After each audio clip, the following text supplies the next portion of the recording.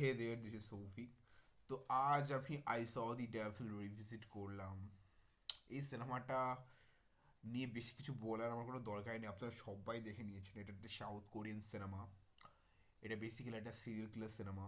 এই সিনেমাটা যারা দেখেনি আমি বলবো আপনারা দেখেছেন। এই সিনেমার যে ফ্যামিলি ভার্সন সেটা তো আপনারা দেখে নিয়েছেন। সেন্সার্ড ভার্সন যাকে বলা হতে পারে, এগ ভিলেন। আর যদি আমি এগ ভিলেনের সাথে আই স দি ডেভিলের তুলনা করি, তো এগ ভিলেন তো কিছুই না বলতে গেলে। আর এই যে আই শ দি ডেভিল সিনেমার মধ্যে যে রনেসটা ছিল, সেটাই ওই সিনেমার অ্যাডভান্টেজ পয়েন্ট। এখানে যে লেভেলের ভায়োলেন্স রয়েছে, আপনারা যারা দেখেছেন তারা সবাই জানেন যে এখানে কি লেভেলের ভায়োলেন্স রয়েছে। এবং এক্সভিলেনের সেই রোম্যান্টিক ট্র্যাক গানগুলো শুধু ভালো ছিল, তাছাড়া কিছুই নেই সিনেমার মধ্যে বলতে গেলে। শুধু গানগুলোই একমাত্র ভালো ছিল। But I saw the devil, I swear, আমি যখন ফার্স্ট টাইম দেখেছিলাম আমার ফেটে গিয়েছিল জাস্ট। এখানে চয়মিংসিকের যে performance, oh god damn it man, কেউ ম্যাচ করতে পারবে না ওনার পারফরমেন্স। কি লেভেলের পারফরমেন্স দিয়েছে উনি, মানে স্যালুট। একটা সিন রয়েছে আমি বলবো, একটা গাড়ি থেকে বার হওয়ার সিন রয়েছে, এভাবে একটা হাতে করাত না কি রয়েছে, আর এইভাবে একটা মুখে সিগারেট এইভাবে বার হবে, এইভাবে ধরে। কি সোয়াগার, মানে দারুণ দারুণ ওনার পারফরমেন্স, চুমু একদম। আর এটা কিন্তু সাউথ কোরিয়াতে 2010 সালে রিলিজ করেছিল এবং বিশাল ব্লকবাস্টার একটা সিনেমা। এটা বিশাল কালেকশন করেছিল এবং এগভিলনও সুপারহিট একটা সিনেমা।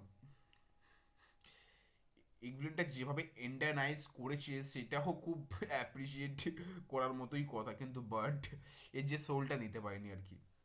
তো যারা আই স দি ডেভিল দেখেনি, আমি বলবো অরিজিনাল উইথ ইংলিশ সাবটাইটেল অবশ্যই একবার ট্রাই করবেন। আপনার বুঝতে অসুবিধাও হবে না। এটা খুবই যে মাইন্ড বেন্ডিং সিনেমা তেমন কিছুই না, আপনারা বুঝে যাবেন এবং দারুণ এনজয় করতে জন্য আজ রাতেই দেখুন, মস্তি পেয়ে যাবেন। মানে আর কি একটা গাড়ির সিন রয়েছে এখানে, ওই সিনটা শুধু দেখবেন, জাস্ট যেভাবে ডিজাইন করেছে এখানে, হোয়াটটা সিন। মানে এই সিনেমার প্রতিটা সিন আমার ফেভারিট। আর সিরিয়াল কিলার নিয়ে কোরিয়াতে অনেক সিনেমা হয়, প্রচুর সিনেমা হয়।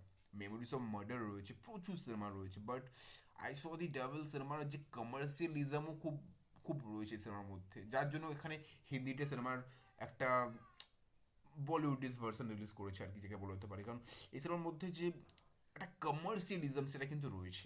আপনি কিন্তু এই সিনেমাটা দেখার সময় কিন্তু বোর ফিল করবেন না। প্রত্যেকটা সিন এতটা টাইট এঙ্গেজিং, তো মানে বোর ফিল হওয়ার কোনো চান্সই নেই বলতে গেলে। ফার্স্ট টু লাস্ট একদম ইন্টেন্স একটা সিনেমা, প্রপার একটা সিনেমা দেখে বলা হতে পারে।